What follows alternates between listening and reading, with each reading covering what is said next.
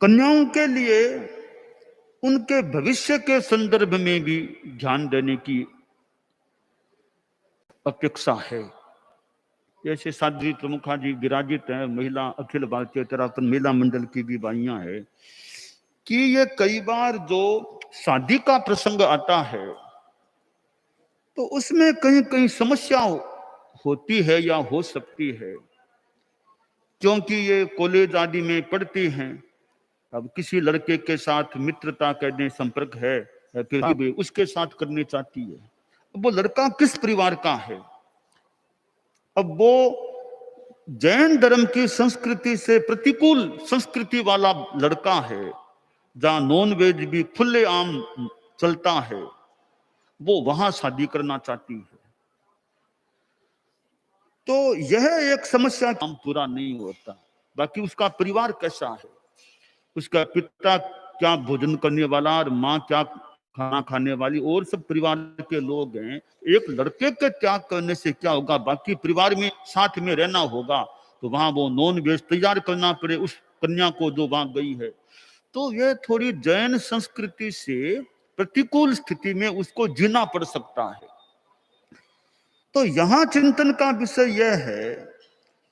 कि जो एक तेरापंथ समाज के संस्कार में पली पुसी है, जन्मी है, अब वो उस संस्कृति के प्रतिकूल परिवार में जाने का मानस बना लेती है। आखिर वो रोकने का प्रयास भी कितना किया जाए, कहीं कहीं प्रयास सफल भी हो जाए, कहीं नहीं भी हो, कहीं बिना मन जैसे तैसे करना पड़े, कुछ बात माननी पड़े उसको। तो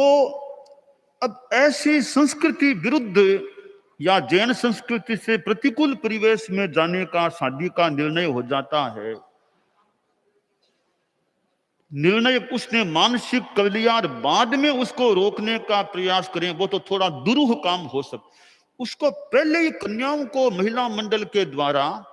एक ऐसी कार्यशालाओं में और ऐसे भाषण, ऐसी स्थितियों में जानकारी, ऐसी चिंतन मंथन दिया जाए कि भी तुम्हारा भविष्य आगे जो होना है संभावित रूप में, तुम्हारा भविष्य कहां बीतेगा, इस पर चिंतन करो अभी से।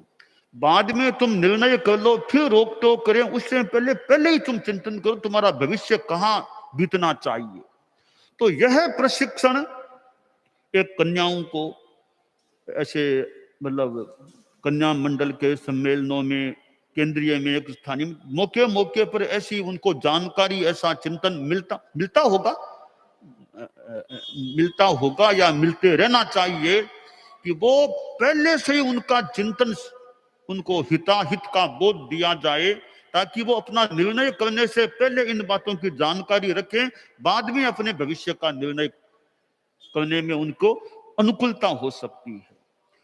अब तो जहां वो पूर्णतया या मोटा मोटी रूप में जहां जैन संस्कृति से विरुद्ध परिवेश है, वहां वो जिएगी रहेगी, तो इसका मतलब वो जैन संस्कृति से काफी दूर का जीवन जीना के लिए मजबूर हो जाए, जीना पड़े उसको, तो वो स्थिति पैदा हो सकती है। मान लो मांसाहार की बात तो नहीं है उस अन्य परिवार में जहां शादी की बात हो रही है, परंतु जैन संस्कृति का लवलेश भी नहीं है, तो भी थोड़ी कठिनाई है कि वो वहां जाने के बाद उस परिवेश में वो जैन धर्म से कितनी जुड़ी रह पाएगी, क्या होगी, वो भी एक थोड़ा सा कम हानिकारक प्रश्न है। तीसरी बात है, मान लो वो जैन परिवार में भी शादी होगी, ठीक है, जैन संस्कृति तो है, तेरापंथी कन्या है, कल्पना करो, अब वो मूर्ति पूजक समाज में गए, अब वहां वो उसको तो मूर्ति पूजा और वो सब मान लो करना पड़े, तो तेरापंथ की जो मान्यता की संस्कृति है उससे तो कुछ उसको हटना पड़ सकता है। तो ये कन्याओं के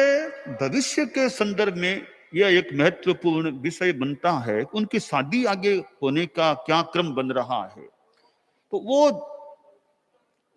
जैन धर्म और फिर उसमें भी तेरापंथ और हमारे श्वेतांबर, हमारी अमूर्ति पूजा की संस्कृति, हमारी मान्यताएं, हमारी, अब देखिए ये कन्याएं कुछ बैठी होगी यहाँ पर, मेरे मन में आ रहा था कि गुरु धारणा इनको कराएं, क्या कोई नहीं कि तो करा दें गुरु धारणा, ये मैं सोच रहा था। तो ये तो ठीक है, गुरुदाना जो लेना चाहे वो करा सकते हैं, हो सकता है। बात यहाँ पर यह है कि आज इनको गुरुदाना मान लो करा दी जाती है, अब 2 साल बाद 3 साल बाद उनकी शादी और कहीं होने वाली है, तो उनको तो फिर कभी गुरु तो तेरा पंथ के हैं, शादी और कहीं हो गई, अब वहां का दबाव बनी, गुरु तो अपने वहां के मानो वहां के, तो फिर इनके सामने कुछ समस्या आ सकती है। तो सबसे बढ़िया ये महिला मंडल और ये चिंतन करें कि कोई दबाव तो देने की बात नहीं है। एक तेरापंथी कन्या है जैन श्वेतांबर की, अगर उसकी शादी तेरापंथी जैन श्वेतांबर में होती है तो धर्म की दृष्टि से उसके कोई विशेष समस्या आने की संभावना नहीं रहती है। वो ही तेरापंथी, ये भी तेरापंथी, जिन संस्कारों में वो पली पुसी वही प्रवेश आगे मिल गया, तो उसके वो कठिनाई आने की संभावना विशेष नहीं रहती होगी। तो ये शादी आगे कहाँ होती है, इस पर एक कन्याओं को पथ दर्शन परामर्श आदि आदि मिले कि ऐसे परिवारों में वो तो जाने से बचे ही बचे जहां नॉन वेज है, एकदम जैन संस्कृति से प्रतिकूल कार्य है। तो ये कई स्टेज है, एकदम प्रतिकूलता वाला परिवार, एकदम प्रतिकूलता तो नहीं, खान पान तो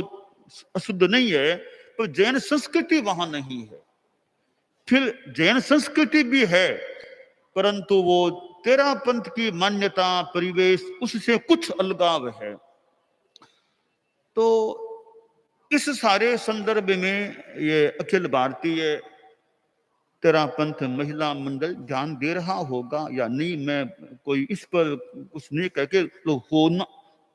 ये मैंने एक विचार रखा है कि इस पर चिंतन करके भी कि कन्याओं को कैसे एक गाइडेंस,